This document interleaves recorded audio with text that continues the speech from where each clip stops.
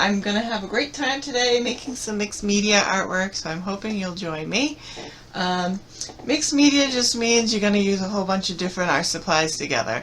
That's all it really means. And so my favorites for doing mixed media are watercolor, acrylic, colored pencils, both regular colored pencils and water-soluble ones, crayons.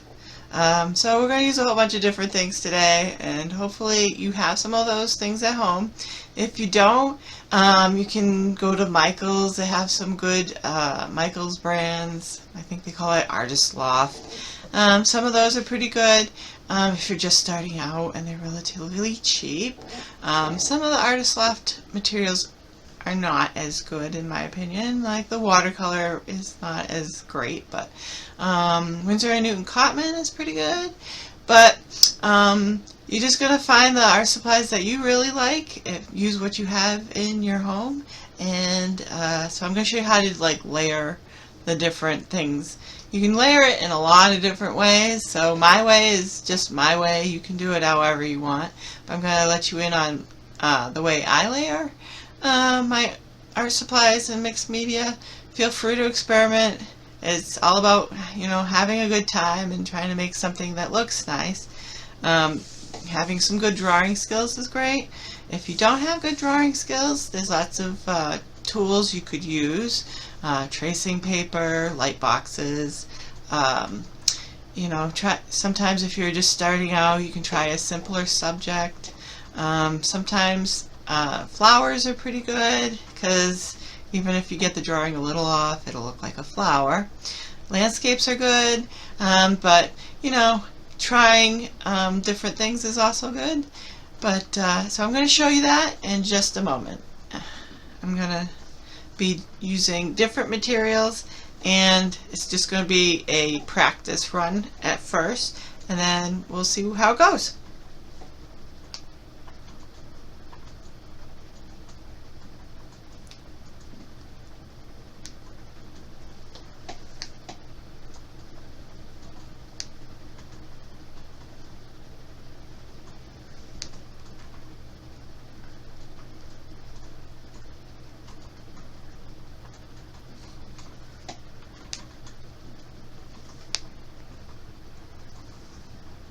Okay, so here we are. This is my little art table, and I've got some supplies out. This is some watercolor paper. This is actually children's watercolor paper, but it actually works pretty good for practicing. And when I use a sheet of watercolor paper, I always write down how many are left in the pad, because I like to know. But anyway, it's kind of a weird thing that I do, but it's actually kind of nice to know how many sheets you have left. This is, I actually bought this again at Michael's, and it was actually very inexpensive. It was less than $5, maybe a little over $5 with tax. It's great though, because I can practice with this, and you could make some artwork with it because it's actually not that bad, but it's more like practice paper. It's called Creatology, and it's in the children's section, but honestly it's actually not as bad as you would think it would be, because it really actually works. So I'm going to use that for practice, and I've got my my better quality paper here. This is really very nice paper. It's called Artistico Fabriano, and I always use watercolor paper when I'm doing mixed media. You can use other surfaces, but for me, I think it works well because I use a lot of watercolor in the first layer. So this is a drawing I started, so we're going to be working on that later. The first thing I'm going to do is going to do a quick flat wash with you, just to show you how to do that. I like watercolor. It's always been a little bit of a challenge for me, so I always use other media. And I really love the way other media look on top of watercolor. But you're going to have to find what works best for you. But I'm going to show you a quick flat wash. I made a strip of practice paper because I didn't want to use the whole sheet. It's inexpensive, the practice paper, but it's good to practice. I always practice a lot, especially doing a flat wash, which a flat wash just means It's a block of color that's uniform in color. There's no splotches or inconsistencies. Now, if it is splotchy, it's okay, because you know what? You're going back on top of it with other layers of paint. So, you know, I wouldn't be too concerned if it wasn't perfect. None of us are perfect. It's a piece of artwork. So, if it was perfect, you know, a computer made it or something. So, I'm going to show you that in just a second. Again, I had to go grab my paint. So this is called Owen. It's a budget brand. I actually really very much like it. So we're going to be using that today. I do have other brands of paint. I've been collecting art supplies for quite a long time. So we're just going to practice with these, and we're going to use them in the painting too. I actually really like these. I have some Daniel Smith, and to me they're very similar. I think maybe the light fastness is not as good, but they're great if you're starting out or you're practicing. Honestly, that they say that their light fastness is really good. I haven't tested this one, and maybe another video I will explain how to do light fast testing on your own if that's something that you're interested in. And of course, light fastness just means, does it fade or not, and how long does it take for it to fade. So yeah, I think these are pretty good though. We're going to use them. Okay, so I'm getting out some paintbrushes, and we're going to make a flat wash. This is a little water jar that I have. Everybody does their water in different ways. I like to use this. It's actually supposed to be for nail polish remover, but it's never had any chemicals in it. I got it at the dollar store, and if you push this, it's really cool. The water goes in this little cup on the top. It's perfect for me. Some people like to use a lot of water, buckets of water. I've gotten used to using little cups of water. If you're going to have to figure out what works for you, but that really works for me. Somehow it seems less intimidating. So when I get the big buckets of water, I feel like I don't know how much water I want to use, which may sound strange, but this for me works well. You might want to give it a try. If it's up to you. It really does help me with the water control. It might not help somebody else, but you can try it for yourself if you want to. So I've got the paper out, and I've got my board here. I have it at a slight angle. They say for a 30-degree angle. I'm not sure that this is a 30-degree angle. It's probably a little less, but if it's not enough, I lift the board, and I'm going to show you why that matters in just a moment. So I'm wetting my brush a little bit, and I've got some paint on my palette, so I'm going to activate it by swirling the brush on the paint. Since it's just a practice, it doesn't matter what color it is. This is color I had on my palette already. It's going to be kind of a yucky color, to be honest with you, but that's okay because we're just practicing a flat wash right now.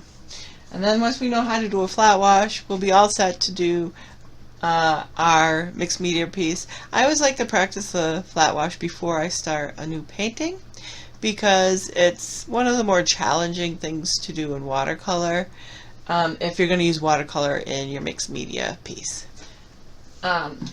Some people will actually use their pencils first or whatever medium first and then put watercolor on top of it. I like to do the watercolor first and then put other media on top of it. But we'll go through that in just a moment. So, I'm getting my paint nice and wet. You don't want to get, if you're using pans of watercolor, you don't want to get your pan too wet. Because it's not as good for the paint. But so I try to make sure that when I'm grabbing paint that the brush isn't too wet. And then you add water to the pile of paint that's on the palette part. So right now it's not too juicy. I might add a little more water. Of course, I'm just practicing, so it doesn't matter if the color's super light or super dark. The point is to try to make a wash that's fairly even. So I've got my paint. I'm not sure, you know, watercolor is always a challenge for me, but the thing you're going to want to do is make sure, I'm actually going to take my board and pick it up, but you're going to want to make sure that you think about it this way. Watercolor is, it's like pouring paint in a way. You're dealing with a drip of paint. And so you're going to want your board at an angle, and you can't see that, can you? Oh boy. Oh, that's what I was afraid of. Okay, we'll put it here. We'll put it back over here. Let's see if I can do this. It's a little harder to do it on camera than when you're doing it not on camera. So I've got my paint on my brush. Let's see here. Adding more paint to the water. Okay, so here we go. I don't know if it's going to come out good. Cross our fingers. Here we go. Whoop, whoop. So you're dealing with a drip. That's how I like to think about it. You're actually just, I don't know if you can see it. Do you see how there's a drip right there? They call it a bead of paint. I don't like to think of it that way. It just sounds too strange to me anyway. Anyway, so I like to stay on top of that drip. See how my brush is on top of it? I like to compare it to like surfing.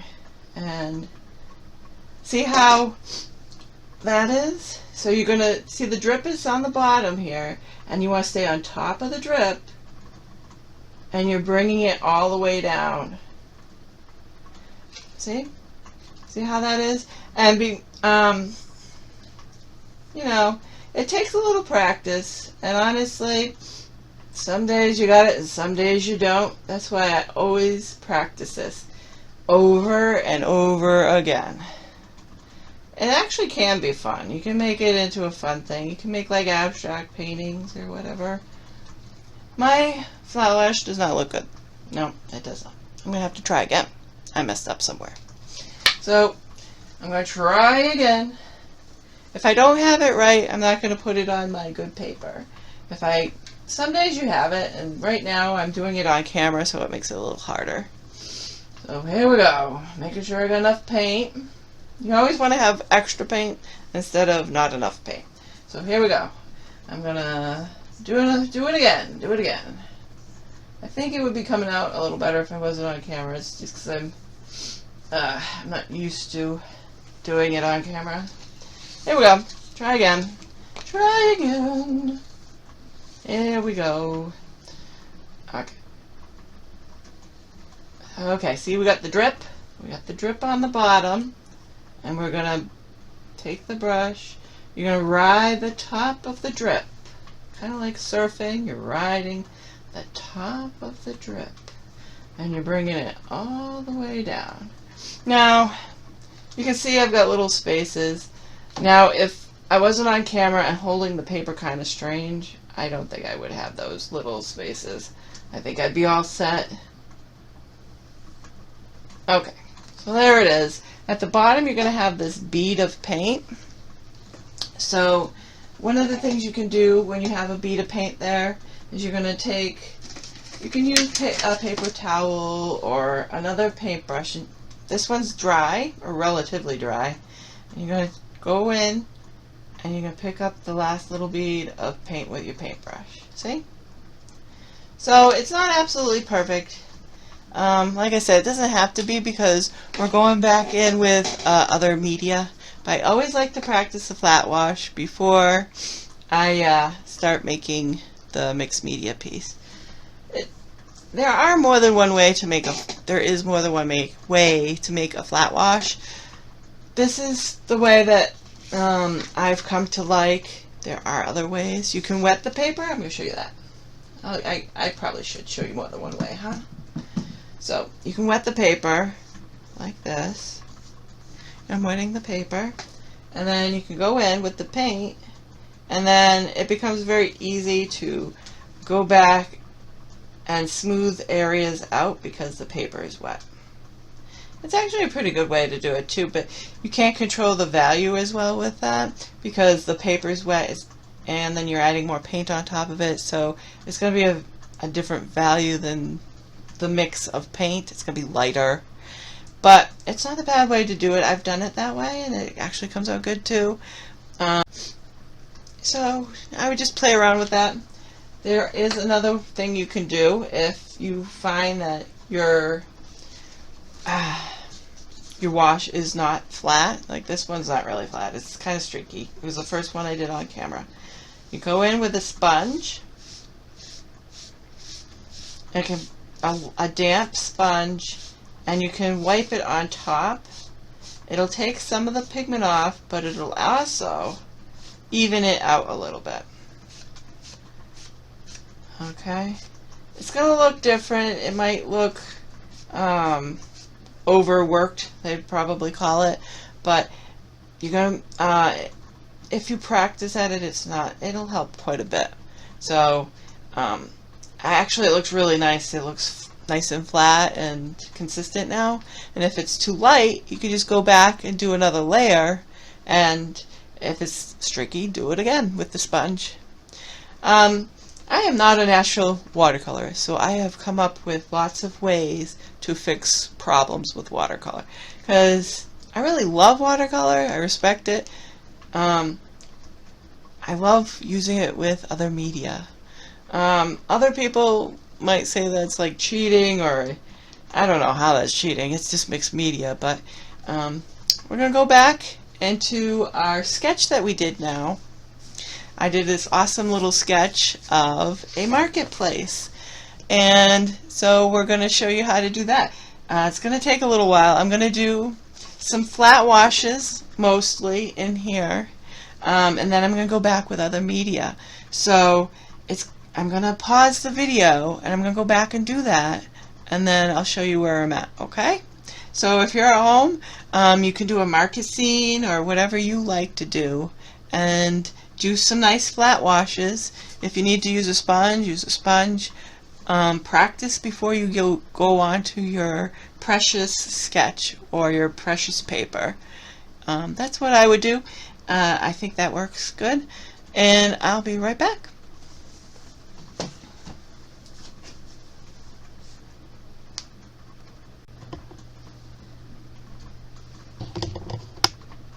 Okay, so here we are again. I've got my tools out and I'm using them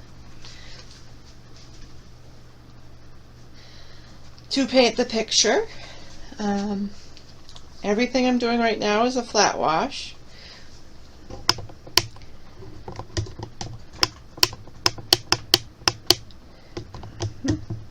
So you can't tell what it is yet, but hopefully you will when I'm done, right? That would be kind of silly if you couldn't when I was done, although sometimes that could be an abstract, right? Anyway, so I'm going to hold it up so you can see it a little better. Okay. I'm going to put it back down.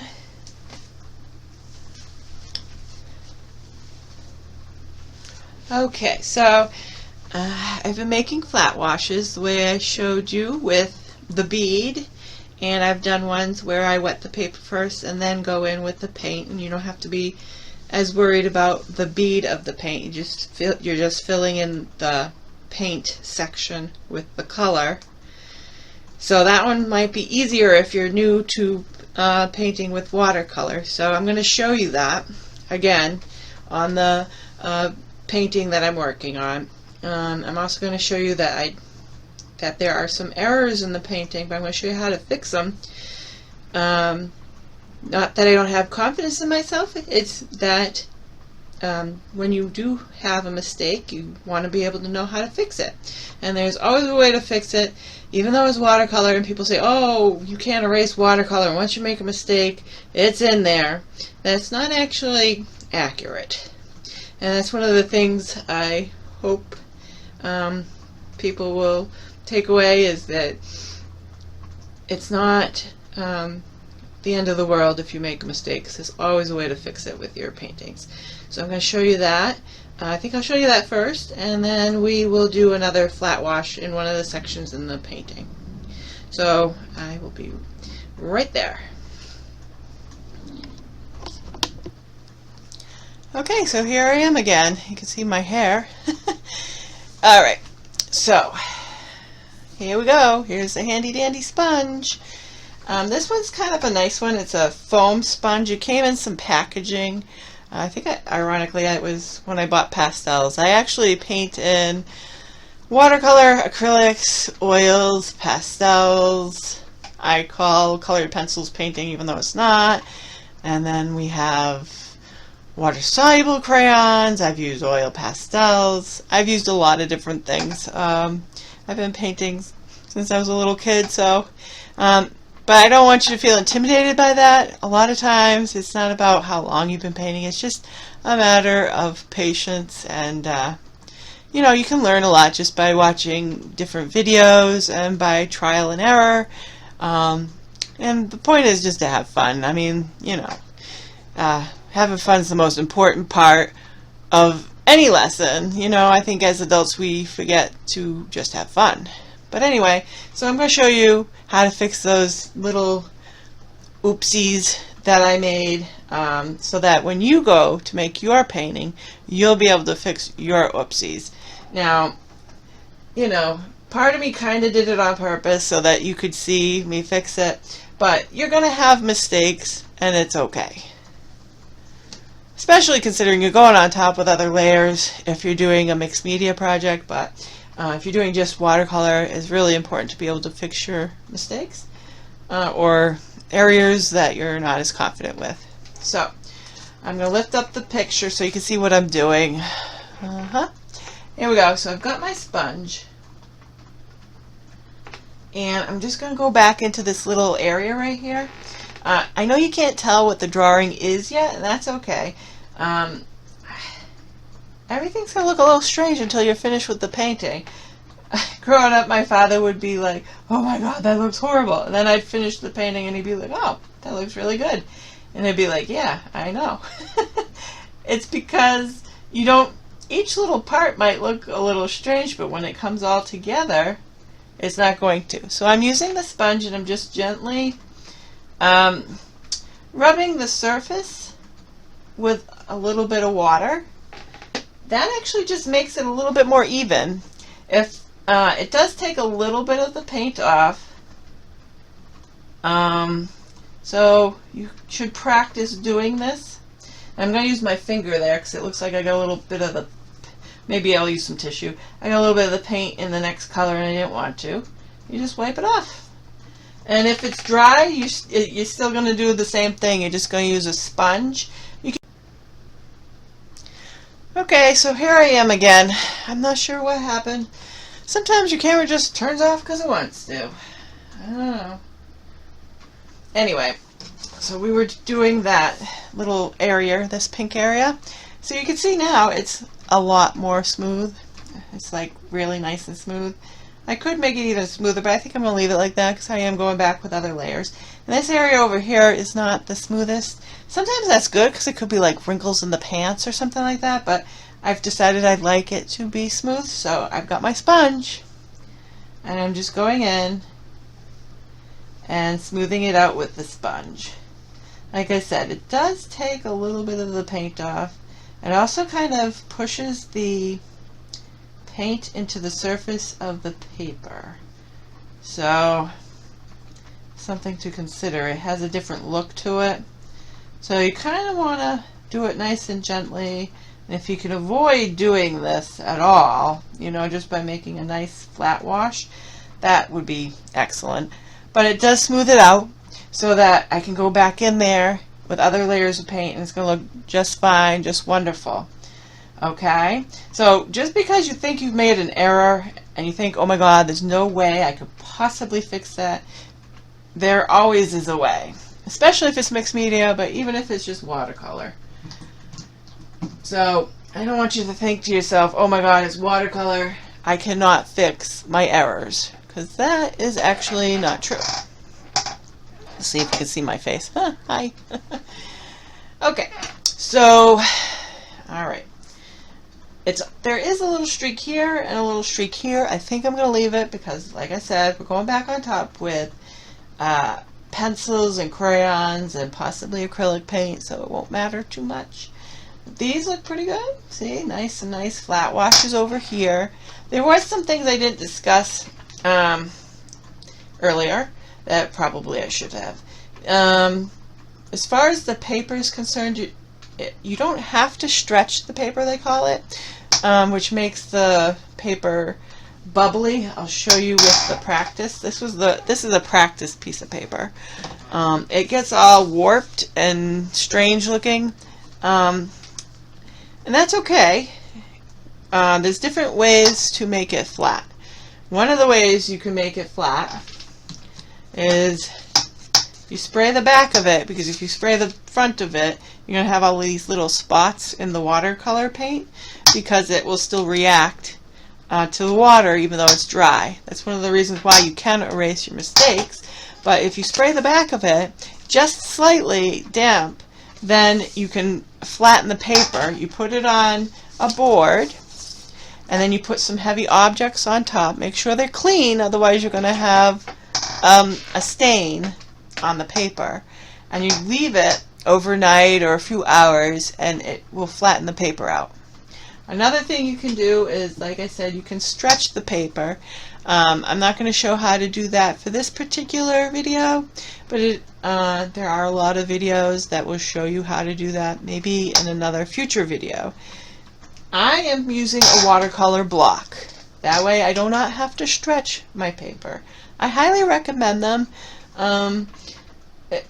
because it makes life a lot easier. You can make your own blocks. I can show that in another video, but they do sell watercolor blocks relatively inexpensively. Again, you could go to a place like Michael's. They have ones that are student grade. They also have ones that are more of a professional grade, but they will cost a little bit more because they are taking that, they're making it more convenient for you by having the paper already stretched. I'm going to show another, I'm going to show you how I'm going to do a flat wash in this, because so far you saw me do it on the practice paper, but you haven't seen me do it on my my original artwork, where this is going to be an actual painting of something. Of course, you can always just make this be an abstract painting if you wanted, but this is just a practice piece of paper. One of the things I like to do with my practice piece of paper while I'm painting my original artwork is to use it to test the colors of my paint to see if they are dark enough or light enough, or if they're the right color, before I put them on the paper. So I'm going to go ahead and do that now. I'm going to try to decide what color I want this to be. I'm trying to think what it looked like in the original. I do have the original picture. I've changed the original picture quite a lot. You know, this is it was a photograph I got off the internet, and I'm not going to follow it completely because yeah, I'm making it my own thing. You can do that a lot. It takes a lot of practice to do that. If you're just starting out, I would get a photograph that you've made yourself of something, you know, in your life, or something simple, before using like photographs off the internet, because you want to make it your own, and sometimes that can be really difficult from somebody else's photograph. And you don't, if you're just painting for yourself, you don't have to worry about copyright laws, but if you're selling your artwork, you do have to think about that. So I use several different photographs, and then I make up my own thing out of my head, but it does actually really take a lot of experience to do that. That could be a lesson for another time, but for this lesson I'm trying to show you how I layer my mixed media project. So I'm going to show you that flat wash now. I don't know if that's more information that you really want, but it might be. Anyway, Here we go. I've got my water bottle again. I'm just making it so that there's water in there. And you can, of course, use water cups if you are more comfortable with water cups. This does have like a little bowl on the top. So I'm putting my brush in there. And I happen to have a color here already that I want to use. It's kind of a gray color, which I think will be good. This is actually going to be white, but white is never completely white. So you're going to want to make a nice light gray. I'm taking some of this gray, I put a little water in it, I'm putting it in another section of the palette well. I'm making sure that this color is going to be very, very light, so I'm adding a lot of water to my paint. Okay, so I'm adding a lot of, and it's going to be a gray that has some character to it. It's not just black and a lot of water, it's got some blues and greens in it. It's going to have a little bit of character. I've got this piece of paper right here. I'm going to test it to see if it's the right color for me. And it looks like it's about right. I'm going to add just a smidge more water to it. Okay.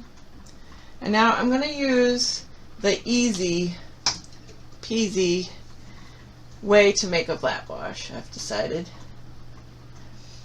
There's many different ways to do a flat wash. This is just one. Oh, I'm going to put my palette down here somewhere. I'm trying to make it so you can see. Yeah, here we go. So, here we go. I'm going to hold it up to the camera a little bit. And I'm going to, this is going to look strange, but we're just making the paper wet. Just making the paper wet. So I've got some water on my brush. Not a heaping amount, but a little bit. You want it to be wet. I'm just filling in that space. It's actually going to be the top of a tent. Yeah. The sketch itself, I actually did with, you don't have to, this is just something fun if you have extra money, you know, supplies kind of add up. I've got these pencils that are graphite that are actually water soluble. They're in this little bag, but you know. So when you put the water over the graphite pencil in your painting, the lines will actually disappear, which is kind of nice because that's one of the things that can be a problem for new people when they're painting watercolor, because you can be heavy-handed with your sketch and then it shows through. Sometimes that kind of looks nice, but some people don't like that look. I kind of like it, but you know, that's just me. I'm always that person where I'm watching a video of somebody else doing an art project and they say, this is the wrong way and this is the right way. I always like the wrong way better. Like the way it looks. I like a little bit of a funkiness to the painting, but that's just me. You know, you gotta do you. If you like ultra realism, you do ultra realism. You know, you try to do ultra realism, you do ultra realism. That's great. You know, everybody's different. So here we go. So the paint, the water is there and it's made the paper damp. And at this point, because the paper is damp, it's going to be a lot easier to go back and just fill it in with the paint.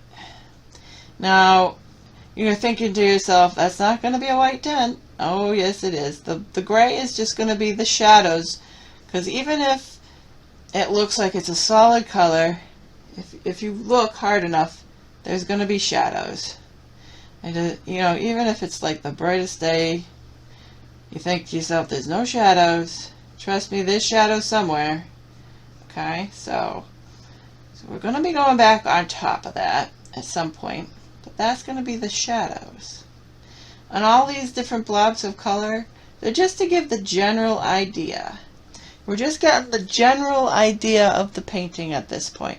We're going back in later and adding more detail. So if you're doing it at home and you're like, okay, well, how do I know what colors I should be painting under here? With watercolor, usually people say from light to dark, but it's mixed media. So you can paint it whatever colors you want because you're going to be going back on top. but I still kind of go with from either the very lightest color or the medium color of a particular item. So, you know, this is going to be a patch of grass, and most of it's kind of a light green, so I've painted it a light green, but there's some shadows of blue and darker green and stuff, but we're going to be going back in and making those darker areas. So there it is. Sometimes you could play around and do like a really opposite color. Like maybe this is like a blue shirt or whatever. You could paint the underneath orange and then go back and paint blue on top. It'll give a very interesting look. You could play around with it, you know. But the first layer is just the general idea. It's almost like the sketch of the painting, because you're going to be going back in with more layers. You are going to be seeing through the layers this underpainting, and you'll get a better sense of that as I continue with the painting. And I do apologize that there's a weird shadow on there, but you get the general idea. And I'm going to pause right here, and I will be showing you more of this project in a little while.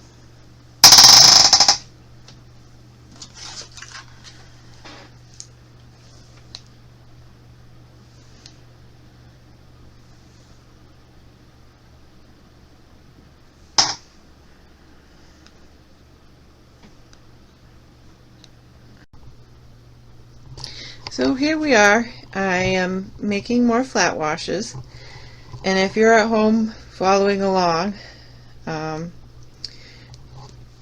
the colors are a little dim, but if you're following along, when you're doing the flat wash, say I do this section, I'm going to wait for it to dry before I do this section, which is near it. Otherwise we're going to get the paint's going to go sploosh. It's going to make a nice, they call it a cauliflower. The colors are going to try to mix with each other, and it's not going to look so good. So up here it started to do it, probably because I added too much water in there, but that's okay because we know how to fix that, right? We're going to go back in with a sponge later and just smooth it out. But so that doesn't happen, just bear in mind, you do, let's say I do this section, and it's wet, I'll find another section that where to paint, like maybe over here or something, where it's not going to come into contact with this color of wet paint when I go to paint another section of wet paint over here. So, because when two wet paints come together, say this is a light blue and this is a red, and if they're both wet at the same time next to each other, they will come together and they'll make what's called a cauliflower, and they'll try to mix with each other. So the way to avoid that is you paint one section and then you paint somewhere else so that the wet paint doesn't come into contact with the other section of wet paint, if that makes sense. So, and here's my paints. They're out. My paint brushes, my water bottle. Here's my pencils. So I'm going to continue to work on this some more, and when I have all my flat washes in, I will let you see it. So right now, if you're at home and you're making your own painting, whatever subject it is you're doing, because you don't have to pick what I did, that's what we're doing right now. We're just doing flat washes. This whole underneath painting for this particular project, it's just going to be flat washes. I'll show how to do different techniques, such as a graded wash or a variegated wash, in another lesson. So this lesson, for this mixed media project, we are just in the underpainting of watercolor. We are just doing flat washes.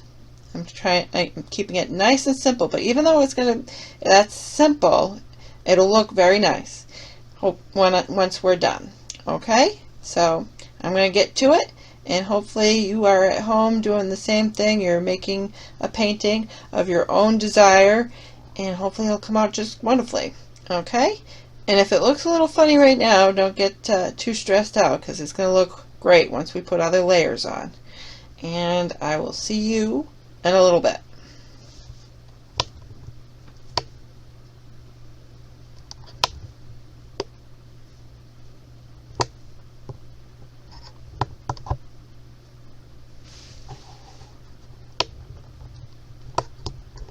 Oh, you've got to be kidding me.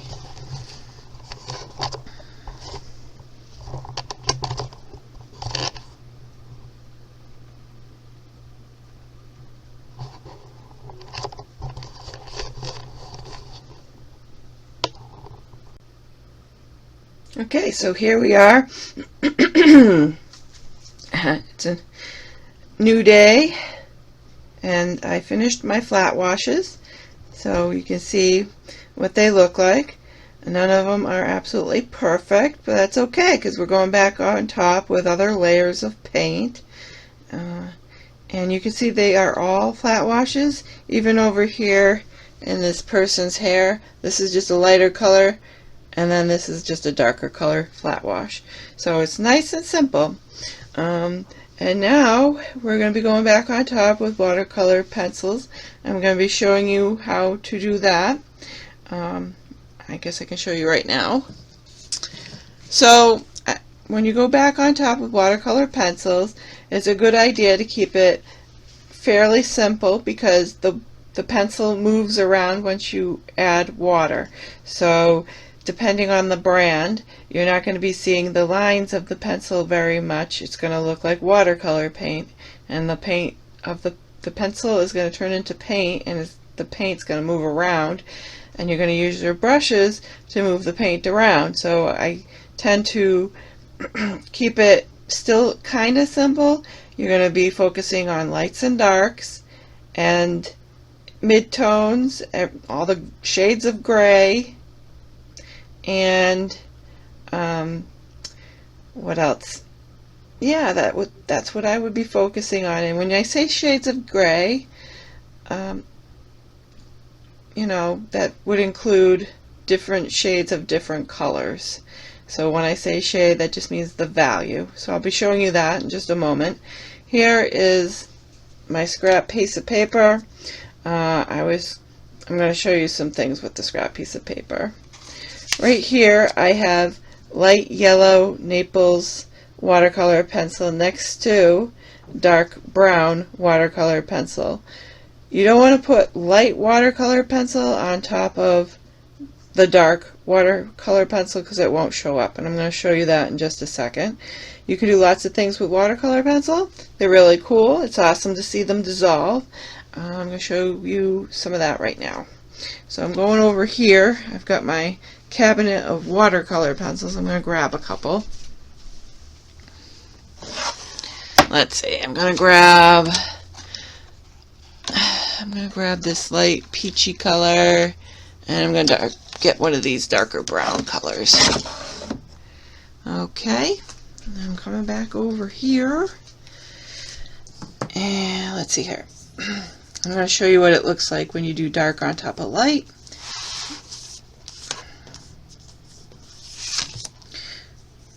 Well, light on top of dark is what I mean. So I'm doing the dark. There's the dark pencil. You can see I drew some dark pencil.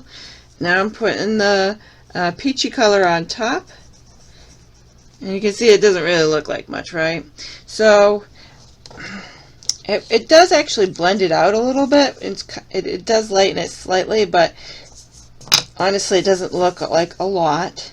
So unless you're looking for a very subtle effect, don't put the light on top of the dark. Of course, you can do whatever you want. It's your piece of artwork, but it won't. I'm just showing you that it doesn't show up that well. So it's better if the light is on its own and then the dark. And kind of like watercolor paint, you want to go light to dark. And when you go to activate it with the water, you're going to use your brush. You're going to dip it in a little bit of water, not too wet. And you want to do the light first and then the dark. Otherwise, if you go the other way around, the dark will overpower the light. So you're doing the light, you're activating the light. I'm wiping off my brush. Now I'm going back into the dark. I added just a touch more water to my brush. See? And the thing is I can move that around. That it turns into paint, and you can move it around. See? So that's why I say keep the sketch very sketchy in general, because you're going to be moving the paint around once you add water. So basically, the point of having the pencil is you're just getting it close to where just getting the paint close to where you want it, because you're going to be moving it around a little bit. So it's a little bit easier in that way, and it does look a little different than the watercolor paint. Some people think it's a little bit easier with the watercolor pencils. Honestly, it's just a different way to do it. You could definitely go in with just more watercolor paint and use that, but I like the pencils, so I'm going to go back in and do the pencils. You're just going to keep it fairly sketchy, because you're going to be going back in with some water, and you're going to be moving the pencil lines around a little bit. And so I'm going to be showing you that in just a few moments. I should probably show you what I mean by the light to dark, so I'm going to do that now too. So, alright, I'm going to go grab some more pencils. Here we go, coming back over to the case here. Grab some more pencils. Let's see, what color do we want to do today to show light to dark? Why don't we do, how about we do purple? Okay. Alright. Okay. Purple, and I'll use something else to make it darker. I would say you don't always want to use black, but let's see here. I'm going to use graphite. Alright, I'll use the graphite. So, here we go. So, different shades of purple. So this is, and when I say different shades of purple, I mean light to dark. Sometimes when people say shades of purple, they mean different colors of purple. Right now I mean the different shades of purple, the different light to dark. So that's going to make one darkness of purple. This is going to make another lighter purple. And then this one is going to make a dark. I'm going to make a nice dark one. And let's see here. Hopefully it'll be really nice and dark. Okay. So that's kind of my point here. Yep, that looks like it should be nice and dark. Okay. So we've got a very light, a medium, and an almost black. So I'm going to show you what that looks like. In the same color. It's just that they're all light. This one's very light. I used less watercolor pencil there. Okay. I'm using a little more watercolor pencil here to get a darker color, but it's still like a mid purple. And then this one is a very dark color. It's almost black, but still that same purple. I did add a little graphite to it to make it a little darker, but it's still more or less the same purple. It's just really dark. Really, really, really dark. Okay, so that's what I mean by focusing on the different shades within the painting. Of course, you're going to have more than 3 different shades of color, probably. I mean, you could make it your goal just to have 3 shades of color, but in order to have it have some dimensionality, you might want it to have more than 3 shades of color. It's the shades of color put in appropriate locations that make a painting look 3-dimensional. That and the drawing itself can make it look 3-dimensional. And I'm going to show you the how I'm shading the painting and coloring the painting in just a little while. I'm not going to show you every single brush stroke and drawing stroke I make, but I will show you a few. And of course, suggest playing around with it yourself and exploring. It's always fun to explore with your watercolor pencils and your watercolor paint or any sort of art supply, and play around with it and have a good time. You can learn a lot just from playing. It's the best way to learn something. It's just play around with it and see what happens. But also having a teacher to show you is also really good too. So I will show you that in just a moment. So see you soon. Okay, so at this point I've added a little bit of pencil into this back tree foliage area, and I've added a graphite pencil a little bit and a little bit of blue, and you can see it's very sketchy. And then we're going to take it from there. We're going to keep going. Now at this point you might be wondering, well, how am I going to add highlights? Because I got the midtones, or the medium color of everything, but how am I going to add like the bright whites or the lighter colors? I do have some lighter colors in there, but there probably should be some highlights and stuff, right? We're going to be adding those with the watercolor crayon and with the colored pencil. So you can of course do what you'd like to do, but that's my process. So right now I'm adding the darker darks and everything except for the highlights, the really sharp highlights, intense highlights. So that's what I'm doing right now. Of course I'm just drawing it in very loosely right now, not very detailed, and I will be showing you exactly how I'm doing that in a little bit, but I just figured I'd show you that I am starting to put in the pencil now. Okay, and I will see you again in just a few moments. Okay, so here we are. I've done the sketch that I was talking about on top of the watercolor flat washes. As you can see, it's a nice light sketchy sort of a sketch. I'm going to go back in there and activate the watercolor pencil with water and blend it out. If you are budget conscious and you don't have colored pencils, you can just use the watercolor pencil on top, but the colored pencil, dry colored pencil, is the next step after we blend out the watercolor pencil with water.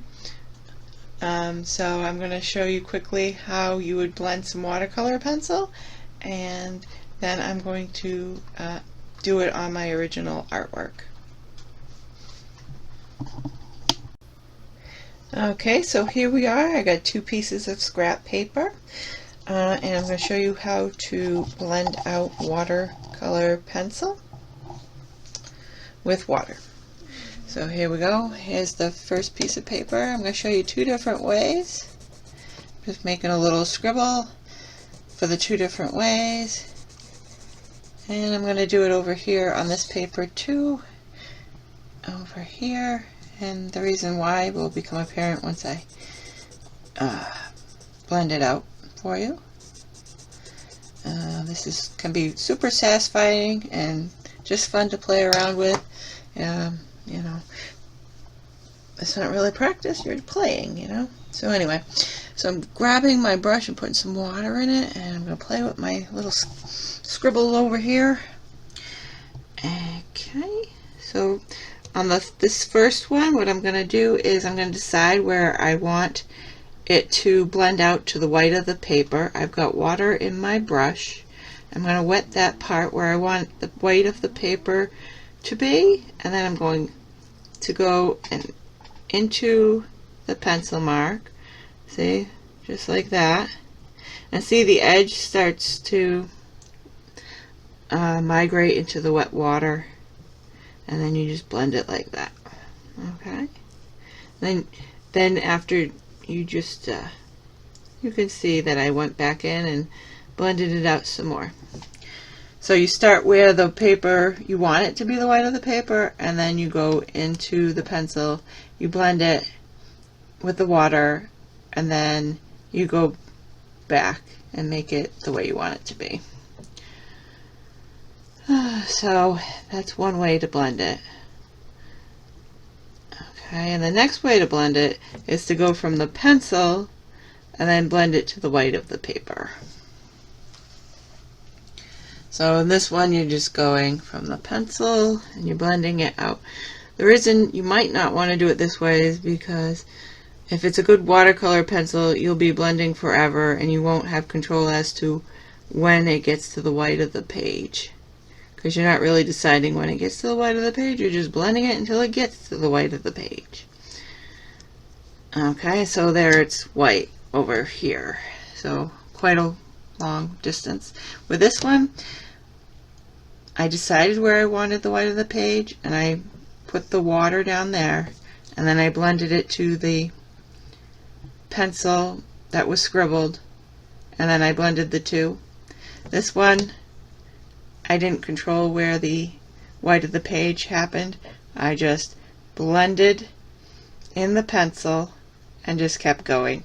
I didn't, so the difference here is here you use water and you delineate where you want it to be the white of the paper. You, I can show that again maybe. It's better to see it than to say it sometimes. But here I'm doing the same thing, but I've got orange underneath that has already been painted on, so you can see what it's going to look like on top of your flat washes. So here I'm deciding it's going to be the orange flat wash. This is where I want it to blend out to the orange flat wash, and now I'm going towards the scribbled pencil. Okay, see, and now the two are mixing, so I can control it better as to where the paint actually ends. Okay, and here you're not controlling it as well. You're going straight into the pencil and you're blending it out, but you have a harder time deciding where it's gonna blend out completely. Of course, you can do it any way you want to, and you should probably play around with it on a piece of practice paper before going into your painting that you want to be your original artwork. And I just love playing with it. It's so much fun to just take a watercolor pencil and just see it blend out. You know, just scribble a little on, and it's just like paint. Do do do do. See, and you can, depending on your brand, you can scrub it out right to just a plain old wash, or you can take a piece of paper and use it as your palette. Just scribble some on. I think I showed this before. See, I'm just putting some on there. I take from there, and then I can just paint with it. See, just like it was a palette. Kind of cool, right? Anyway, so I am now going to blend out my pencil. And that'll be fun, and I'll show you what that looks like in just a little while. Okay, so here I am again, and I'm going to show you how to blend out some watercolor pencil. So here we go. I'm making a nice little scribble over here and another one up here. I'm going to show you two different ways to do it. One way you have more control, and one way you have less control. Either way is good. It just depends on what kind of an effect you're going for. So I'm wetting my brush. I like to use an acrylic brush for when I blend out the watercolor pencil, but you can use a watercolor brush. I'm going to show you the one where you get more control. So I'm doing that one first. So if you can't tell what I'm doing, I'm putting some clear or pretty much clear water here, and I'm moving down into the pencil. Okay, and now the wet pencil is kind of merging with the water that I put over here, and you can just blend it that way. You can move it around, and it's going to end where the wet water ends over here, where the wet patch ends over here. You see how that is? So you can decide where it begins and where it ends. There we go. Here, you're not going to be able to control where it begins and ends, because what you're going to do is you're just going to go into the pencil and you're going to blend it out. See? I'm blending it out. But you don't have as much control over when it fizzles out and becomes the white of the paper. You can definitely do it that way. With practice, you can get the feel for doing it that way, if that's how you like to do it, because it feels more intuitive. But this way, up top here, you actually get more control over where it blends out. And over here, I've got a piece of paper, a scrap piece of paper, and this is to simulate what it's going to look like on top of your flat washes. I got the pencil right here. I'm going to make the scribbles again, and I'm going to do the same thing, just so you can get an idea of what it looks like when you layer the effect. Okay, so here's the pencil. Here's the first one. Okay, so we're doing it the first way, the one where you have more control. So here's where I want it to stop, over here where I've made it wet, and I'm going into the pencil and I'm blending it. Okay, and there it is. Maybe play around with it a little bit more. Okay, and then this one I'm doing the opposite direction, which also works, but you don't have as much control over when it peters out to being no more color. Okay, so I'm going to do that on, probably we'll use both techniques. This one could be nice if you want, like, I don't know, spontaneity or unusual things to happen, but this is good if you want more control. So I'm going to do both those techniques, probably mostly this one, on my sketch, and I am going to show you what that looks like in just a little while.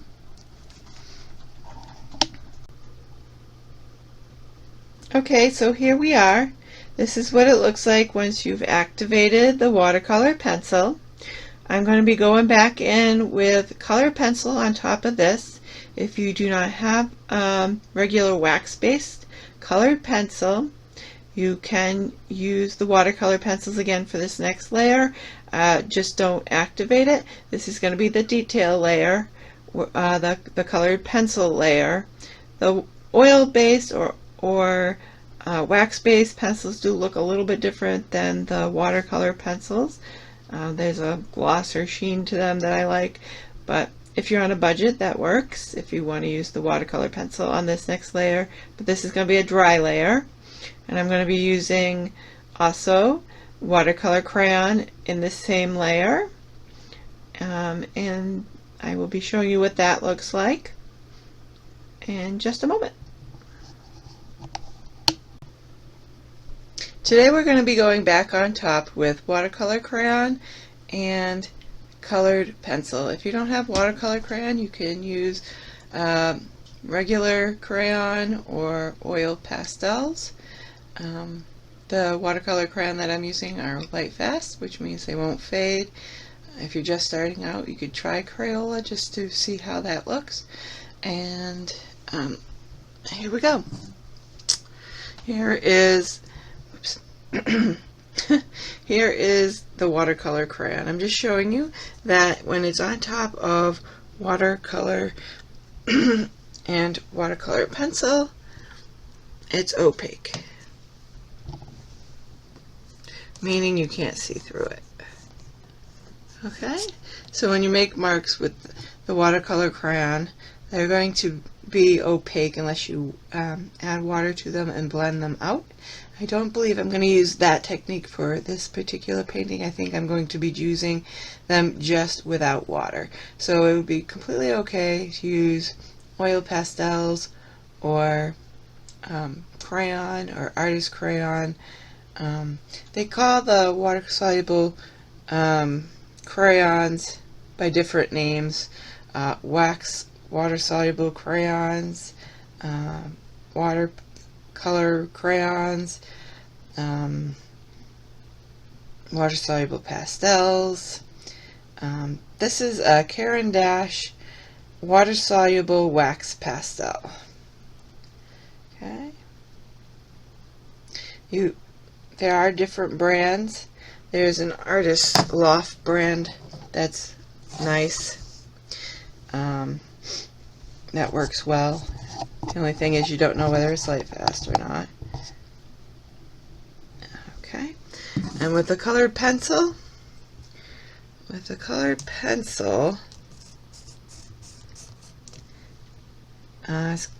has a slightly different look. You can see, I don't know if you can see it on camera, but you can see the paint underneath the crayon mark slightly in comparison to the water-soluble crayons. So if you want to hide a mistake, or if you want a line that's opaque and not transparent compared to watercolor, you're going to use the crayon.